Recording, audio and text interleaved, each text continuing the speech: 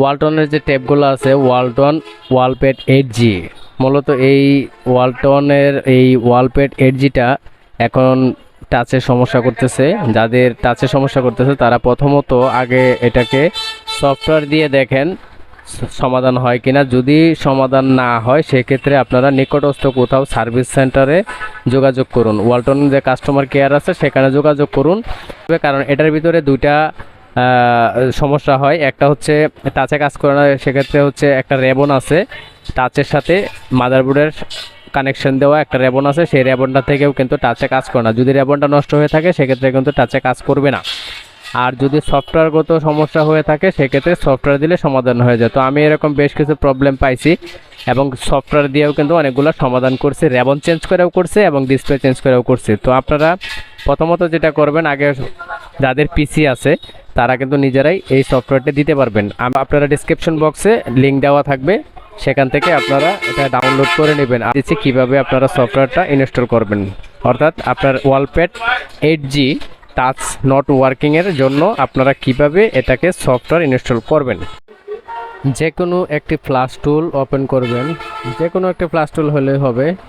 একটি ফ্ল্যাশ টুল ওপেন করার পর আপনারা অবশ্যই যেটা করবেন ফার্মের আপডেটটা দিবেন, ফরম্যাট অন ডাউনলোডটা দিবেন না। তারপরে স্কেটার ফাইলটা দিবেন, এখানে চলে যাবেন এর ভিতরে ফ্ল্যাশ টুলে আপনার যে ফাইলগুলো যেখানে রাখছেন সেখানে চলে যাবেন। ওইখান থেকে ওয়ালপ্যাড 8Gর যে ফাইলটা যেটা ডাউনলোড করে রাখছিলেন সেটা এখানে দেন, স্কেটার ফাইলটা সিলেক্ট করে দেন। সিলেক্ট করে দেওয়ার পরে দেখেন এখানে দেওয়া আছে ফার্মার অনলি, এখানে আপডেট অন ফার্মার দিয়ে ডাউনলোড দিয়ে দিবেন। ডাউনলোড দেন, তারপরে ইউএসবিটা লাগান, ইউএসবি কেবলটা লাগান, সাথে সাথে নিয়ে নেবে সফটওয়্যারগুলো নিয়ে নেবে। একটু সময় দিবেন সফটওয়্যারটা হতে, বেশিক্ষণ সময় নেবে না, হয়তো 1-2 মিনিট সময় নেবে। আর যদি পিসি স্লো থাকে তাহলে হয়তো একটু বেশি সময় নিতে পারে, তবে বেশিক্ষণ টাইম নেওয়ার কথা না, বেশিক্ষণ টাইম নেবে না, সফটওয়্যারটা নেবে। অবশ্যই যেটা করবেন ফার্মের আপডেট দিবেন, ফরম্যাট অল ডাউনলোড এটা দিবেন না কখনোই, এটা দিলে কিন্তু আইএমইআই চলে যাইতে পারে। তো এটা দিবেন। কাছাকাছি হয়ে গেল, আমি একটু ভিডিওটা একটু স্কিপ করে দিছি এবং আমার চ্যানেলটা সাবস্ক্রাইব করে রাখবেন, কাজে লাগবে। দেখেন এখন আমি এটা হয়ে গেল, কমপ্লিট হয়ে গেছে। এখন আমি অন করলাম, অন করার পর দেখি এখন টাচে কাজ করে কিনা। এটাও কিন্তু সেম সমস্যা, touch problem, touch not working, যেটা কাজ করে না। টাচের কারণে দুইটা সমস্যা হয়, সেটা হচ্ছে একটা সমস্যা হচ্ছে টাচে কাজ করে না, সফটওয়্যার যদি মিসম্যাচ হয়ে যায় সফটওয়্যারগত কারণেও কিন্তু টাচে হ্যাং করে, টাচ কাজ করে না।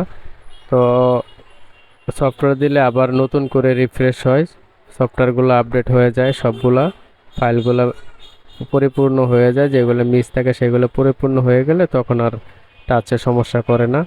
আবার টাচ যদি নষ্ট হয়ে থাকে সেক্ষেত্রে কিন্তু সফটওয়্যার দিলে হবে না।